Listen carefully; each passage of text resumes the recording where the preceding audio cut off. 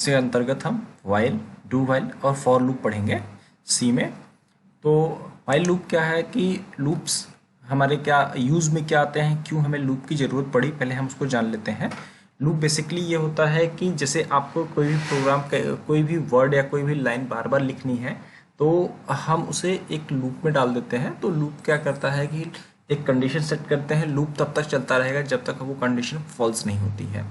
तो बेसिकली इसको डीप में जानने के लिए हम एक प्रोग्राम से अंडरस्टैंड करने की कोशिश करते हैं। पहले हम वाइल लूप की बात करते हैं। वाइल लूप को मैं एक्सप्लेन करता हूं बाय प्रोग्रामिंग। देखिए मैंने वाइल लूप का एक छोटा सा कोड लिख रखा है और मैं इस कोड के थ्रू आपको एक्सप्लेन करने की कोशिश करता हूं। देखिए यहाँ पे हमने दो वेरिएबल लिख रखे हैं, इंटीजर आई, इंटीजर वर्ड टेबल।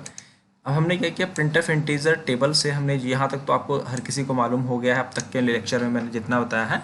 ये %d वर्ड टेबल से हम वैल्यू, यूज़र से वेरिएबल, यूज़र से कोई वैल्यू ले रहे हैं। हमने क्या कर रखा, i इज़ लेस देन 1।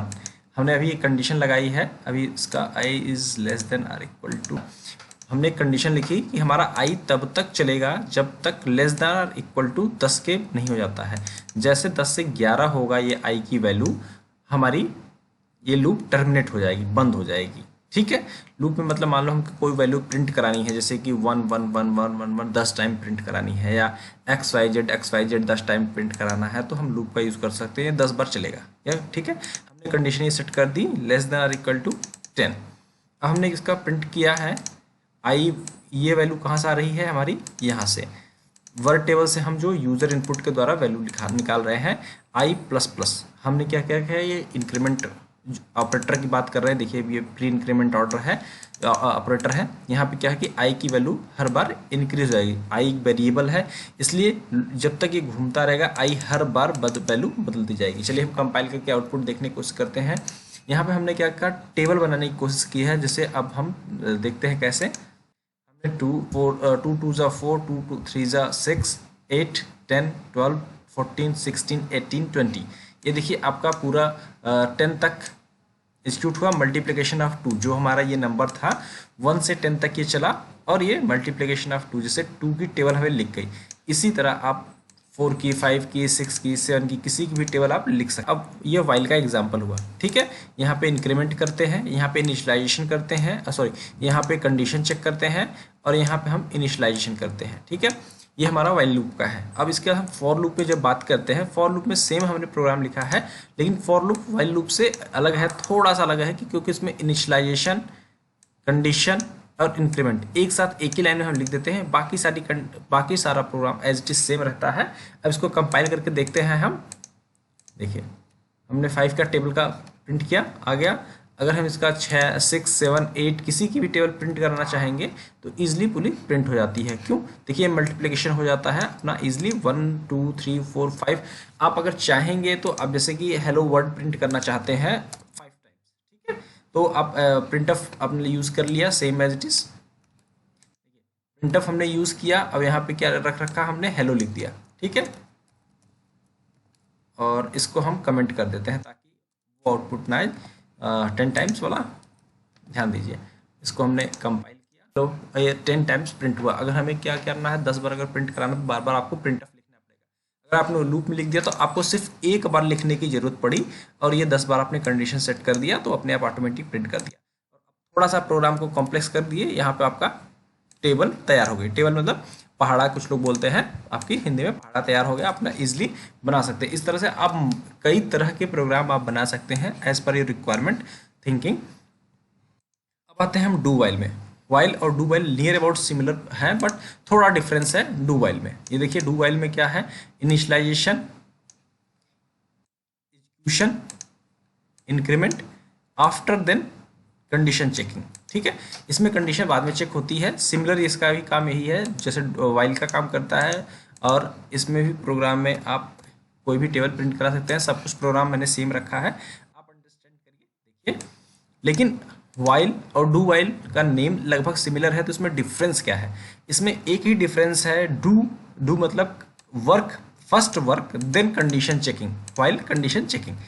तो इसमें क्या है कि अगर आपकी कंडीशन फेल भी हो जाती है फिर भी ये एक बार प्रोग्राम एग्जीक्यूट करेगा। जैसे मैंने यहाँ देखिए कंडीशन डू वाइल के केस में देखिए कंडीशन आई इक्वल टू 1 और यहाँ मैंने कंडीशन चेक की आई इज लेस देन 1, मतलब ये कंडीशन ऑलरेडी फेल है। जब आई में तभी एग्जीक्यूट करेगा जब 1 से छोटा हो, लेकिन हमने पहले इनिशियलाइजेशन आई एक 1 से बड़ा कर दिया, ठीक है। लेकिन क्या होगा कि अब हमारा डू वाइल है, इसलिए एक बार एग्जीक्यूट करेगा ही करेगा, ठीक है। ये देखिए 1 टाइम्स एग्जीक्यूशन हो गया। लेकिन वाइल के केस में क्या होगा, वाइल के केस में अगर आपने कंडीशन फॉल्स कर दी तो वो एग्जीक्यूशन नहीं करेगा, मतलब एक भी बार एग्जीक्यूट नहीं करेगा। देखिए मैंने वही कंडीशन यहाँ पे सेम लिखी है, कोई आउटपुट आया नहीं है। तो डू वाइल और वाइल में एक ही डिफरेंस है कि वाइल अगर कंडीशन फॉल्स होती है तो एग्जीक्यूशन नहीं होगा, बट डू वाइल में अगर कंडीशन फॉल्स भी होती है तो एग्जीक्यूशन एक बार होगा ही होगा, मतलब एग्जीक्यूट वंस। तो यही वाइल और डू वाइल का डिफरेंस है। अब हम आगे बात करते हैं ब्रेक स्टेटमेंट का। ब्रेक स्टेटमेंट क्या है, ठीक है। ब्रेक स्टेटमेंट ऐसा स्टेटमेंट है, एक ऐसा कीवर्ड्स है जिसके थ्रू हम अपने रनिंग लूप को किसी कंडीशन पे ब्रेक करना चाहते हैं। जैसे मान लीजिए आप एक छोटा सा, मैं रियल सिनेरियो की बात करता हूँ, जैसे आपका क्या हुआ कि एक कंडीशन आई, आपको क्या हुआ कि आप गिनती गिन रहे हैं, कि आपसे बोला गया कि मैंने बोला कि 1 से 10 तक आप गिनती गिनिए, लेकिन उसमें मुझे जैसे 7 आएगा आपको स्टॉप होना पड़ेगा, ठीक है। तो आपको कंडीशन कैसे, यानी 7 पे जैसे ही कंडीशन आएगी रोक दिया जाएगा, ठीक है। तो हमने इस प्रोग्राम में यही लिखा है कि हमें आई इक्वल टू 1, ये आप ब्रेक स्टेटमेंट को डू वाइल और फॉर के साथ किसी के साथ भी यूज़ कर सकते हैं। तो हमने यहाँ पे फॉर के साथ यूज़ किया है, आप वाइल और डू वाइल के साथ प्रैक्टिस कर लीजिएगा इजिली, ठीक है, क्योंकि हमने सारे प्रोग्राम को एक तरह से लिखने की तो कोशिश की है ताकि आपको इजिली अंडरस्टैंड हो पाए। अब देखिए यहाँ पे I equal to 1, I less than equal to 10, I plus plus हमने इंक्रीमेंट कर लिया, ठीक है। आई इज इक्वल टू को 5 होगा तो हमारा लूप ब्रेक हो जाए, मतलब हमने प्रोग्राम टर्मिनेट रुक जाए। तो अब चेक करते हैं, कंपाइल किया हमने, रन कराया, कंपाइल किया, रन कराया हमने।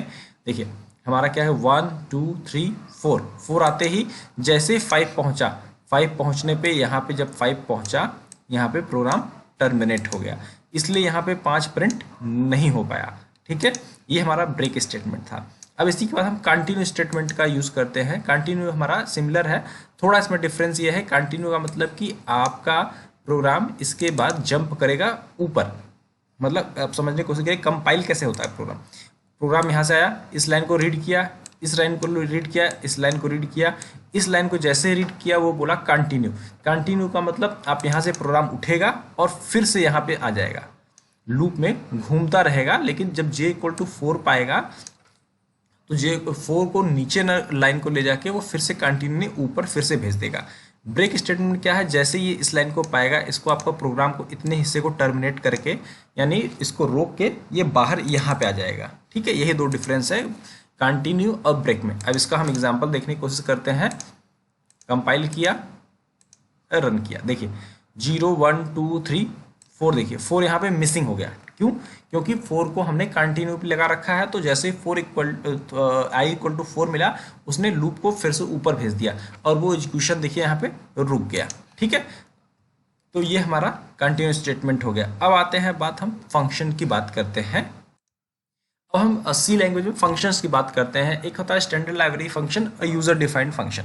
स्टैंडर्ड लाइब्रेरी फंक्शन में जैसे आपका जो सी प्रोग्राम में ऑलरेडी डिफाइंड है, वो सिस्टम डिफाइंड फंक्शन या स्टैंडर्ड लाइब्रेरी फंक्शन भी बोलते हैं हम, जैसे प्रिंट ऑफ, स्कैन ऑफ, और मैंने बताया था कि studio.h में जब हम स्टैंडर्ड लाइब्रेरी यूज़ कर रहे हैं तो इसमें printf, scanf, getc, putc, fopen, ये स्टैंडर्ड लाइब्रेरी फंक्शन है, ठीक है। ये ऑलरेडी इस हेडर में डिफाइंड है। इसी तरह कॉनियो में ये स्टैंडर्ड लाइब्रेरी फंक्शन ये ऑलरेडी डिफाइंड है। इसी तरह stdliv.h ये हेडर फाइल्स में स्टैंडर्ड लाइब्रेरी फंक्शन ये ऑलरेडी डिफाइंड है। अब आते हैं हम यूज़र डिफाइंड फंक्शन की बात। अब हम यूज़र डिफाइंड फंक्शन की बात करते हैं। यूज़र डिफाइंड फंक्शन क्या होते हैं? ऐसे फंक्शन जो यूज़र खुद बनाता है प्रोग्राम में अपनी रिक्वायरमेंट के हिसाब से, उसे यूज़र डिफाइंड फंक्शन करते हैं। ये कुछ टाइप के होते हैं, जैसे कि no argument pass any, no argument passed no any return value, ठीक है। अगर argument no argument passed but return a value, argument passed but no return value, argument passed and return करेंगे। अब इसमें आर्गूमेंट क्या है वो मैं आपको एक्सप्लेन करता हूँ और रिटर्न वैल्यू क्या है वो भी एक्सप्लेन करता हूँ। हाँ, जैसे ये देखिए, ये इंक्लूड stdio.h, हमने एक फंक्शन बनाया वाइड चेक प्राइम नंबर। देखिए no return type, no argument. देखिए जो हम इस फंक्शन में यहाँ पैरामीटर पास करेंगे वो आर्गुमेंट कहलाता है, मतलब कि वो वैल्यू से चाहिए होती है रिटर्न भेजने के लिए। अगर हमने वाइड किया, वाइड हम आपको हमेशा बता रहे हैं, अगर हम यहाँ पे इंटीजर या इंटीजर वैल्यू ले लिए तो रिटर्न टाइप देना पड़ेगा, लेकिन अगर वाइड लेते हैं तो नो रिटर्न टाइप। ठीक है, तो ये है no return type, no argument. ठीक है, हमने क्या किया, एक इंटीजर मेन फंक्शन बनाया। ठीक है, आपने ध्यान दिया इंटीजर में चेक, यहाँ पे देखिए ये फंक्शन हमने कॉल कर लिया यहाँ पे रिटर्न। अब कर्सर हमारा एग्जीक्यूशन कैसे होगा हम ध्यान देंगे। हमारा इंक्लूड स्टूडेंट, इसको हमने इनिशियलाइज किया, हमारा मेन फंक्शन सबसे पहले एग्जीक्यूट होता है, मेन में आया, इसने चेक किया इस फंक्शन को, तो अब इस फंक्शन की बॉडी उसे चाहिए। ठीक है, बॉडी में क्या गया, तो यहाँ पे वाइड चेक प्राइम नंबर हमने बना रखा है, वो इस लाइन को पहले रीड करेगा। ठीक है, इंटर पॉजिटिव इंटीजर, ये एग्जीक्यूशन होगा। फिर हमें स्कैनअप फंक्शन से यूजर डिफाइंड फंक्शन मांगा जाएगा। अब ये पॉजिटिव इंटीजर कोई भी, मतलब 2 4 6 8 10 1 2 3 4 5 6 7 8 9 10, आप कोई भी नंबर पास कर सकते हैं। ठीक है, अब इसमें हमारा लूप चलेगा और वो 2 से डिवाइड करेगा, वो चेक करेगा वो नंबर आपका प्राइम नंबर है या नॉर्मल नंबर है। ठीक है, हम इस प्रोग्राम को एग्जीक्यूट कराने की कोशिश करते हैं। कंपाइल किया, रन कराया, हमने 2 दिया। देखिए 2 इज ए प्राइम नंबर, जो 2 से डिवाइड हो 2 एक प्राइम नंबर है। लेकिन अगर हम इसको इसी को हम और भी आगे देखते हैं, 4 चेक करते हैं। ठीक है, 4 is not a prime number. आप जानते हैं 2 3 5 7 ये प्राइम नंबर में आते हैं। ठीक है, जैसे कि अब हमने 6 पास किया, ये 6 is not a prime number. 6 odd number है, इवन ऑड प्राइम अलग चीजें हैं। ठीक है, इवन का मतलब 2 से डिविजिबल है, ऑड का मतलब 2 से डिविजिबल नहीं है। बट प्राइम क्या नंबर क्या है कि वो सिर्फ 1 और इट्स सेल्फ डिविजिबल होगा, वो प्राइम नंबर कहलाता है। ठीक है, 6 2 से डिवाइड हो जाएगा, 3 से डिवाइड हो जाएगा, इसलिए प्राइम नंबर नहीं है। बट आपका 7 इट्स सेल्फ ही डिवाइड होगा, जैसे 7 आपका केवल अपने आप से डिवाइड होगा और 1 से डिवाइड होगा, तो ये प्राइम नंबर है। ठीक है, तो हमने ये प्राइम नंबर का प्रोग्राम बनाया है इसमें, जिसमें no argument no return type, no argument no return type. ठीक है, अब अगला एग्जांपल देखते हैं। Argument no argument with return type. देखिए यहाँ पे भी कोई आर्गुमेंट हमने पास नहीं किया, नो आर्गुमेंट। देखिए ध्यान दीजिए, यहाँ पे कोई भी पैरामीटर नहीं पास है, no argument with return type. देखिए यहाँ पे हमने वाइड नहीं का इंटीजर लिखा। अगर हम इस फंक्शन को यूज करेंगे तो इसमें हमें क्या रिटर्न टाइप लिखना पड़ेगा, अगर नहीं लिखते हैं तो एरर जनरेट करेगा। सिमिलर इसका भी फंक्शन का लिखने का तरीका वही है, इसमें हमने प्राइम नंबर चेक किया, बट इसमें क्या है कि हमने यहाँ पे वैल्यू को जो यूजर डिफाइंड वैल्यू है उसको हमने रिटर्न करा के कहाँ पे लिया है। देखिए यहाँ पे हमने इंटीजर में गेट किया है, यहाँ वैल्यू को असाइन कर दिया, और सेम वही कंडीशन यहाँ भी लिख रखी है जो हमने पुराने फंक्शन में लिख रखी है। ठीक है, इसको भी कंपाइल करके देखते हैं। देखिए 4 is not a prime number, 5 is a prime number. ठीक है, अब आते हैं बात की argument but no return type. ठीक है, नो रिटर्न टाइप में आपको क्लियर है यहाँ पे वाइड पास होना है। आर्गुमेंट में ये देखिए पहला हमने आर्गुमेंट का एग्जांपल लिया, देखिए इंटीजर n, मतलब कि अब आपको इंटीजर n पास करना पड़ेगा। हमने इंटीजर n लिया, यहाँ से हमने देखिए अब मेन फंक्शन से हमने यूजर इनपुट ले लिया, अब इसको फंक्शन को यहाँ पास कर दिया। ध्यान दिया आपने, यहाँ देखिए मैंने पास कर दिया। प्रोग्राम सारे वही हैं, बट लिखने का तरीका आपको अलग अलग टाइप से हमने एक्सप्लेन किया है ताकि आप इजीली समझ सके। ठीक है, हमने देखिए हम वाइड यूज़ किया, वो जो हम हर बार फंक्शन से डेटा को गेट करते थे, यूज़र डिफाइन करते थे, हमने इस बार मेन फंक्शन से ही यूज़र को वेरिएबल को एक्सेस कर लिया और फंक्शन में पास कर दिया। अब देखिए बाकी सारा प्रोग्राम वही सेम है, प्राइम नंबर चेक करने का, कंपाइल किया, रन किया, 5 इज़ ए प्राइम नंबर।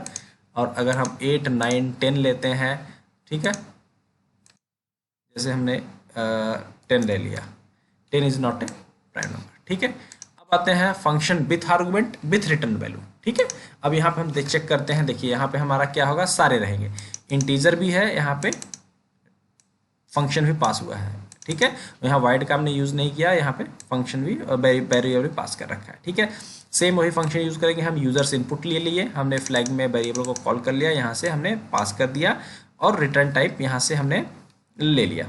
सारे प्रोग्राम को कंपाइल करने के बाद यहाँ पे हम चेक कर लिए फ्लैग कि वो रिटर्न टाइप प्राइम है और नहीं है। ठीक है, कंपाइल किया और रन कर दिया। ठीक है। ठीक है, 5 इज ए प्राइम नंबर। तो ये हमारा यूजर डिफाइंड फंक्शन की हमने बात कर ली। अब हम आते हैं रिकर्सिव फंक्शन की बात करते हैं। Recursive function call by itself, a function that call itself known as a recursive function.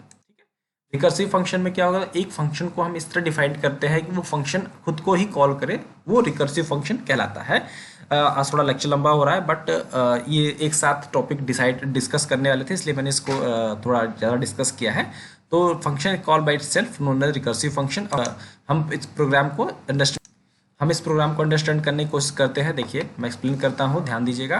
Recursive function का अच्छा यूज़ होता है, कहीं कहीं बहुत ज़्यादा यूज़ होता है। जैसे कि आप कोई भी फीडबैक लेते हैं, कोई कमेंट लेते हैं किसी प्रोग्राम में। जब मैं बड़े प्रोग्राम आपको दिखाऊंगा कैसे करते हैं, कोई भी बड़ा प्रोजेक्ट बनाते हैं, तो जैसे मान लीजिए आपका कोई भी वैल्यू है, तो आपने किसी को कुछ फीडबैक दिया, उसने उस फीडबैक पे फीडबैक दिया, फिर अगले बंदे ने उस पर फीडबैक दिया, तो क्या हुआ कि ये फंक्शन कॉल बाय इटसेल्फ, मतलब कि आपको बार बार उस वैल्यू को चेक करना है जब तक कि फीडबैक आया है। मतलब मान लीजिए अगर 10 बार फीडबैक आया, तो आपको 10 बार उस फंक्शन को बार बार कॉल करना पड़ेगा कि इसका फीडबैक क्या था, इसका फीडबैक क्या था, इसका फीडबैक क्या था।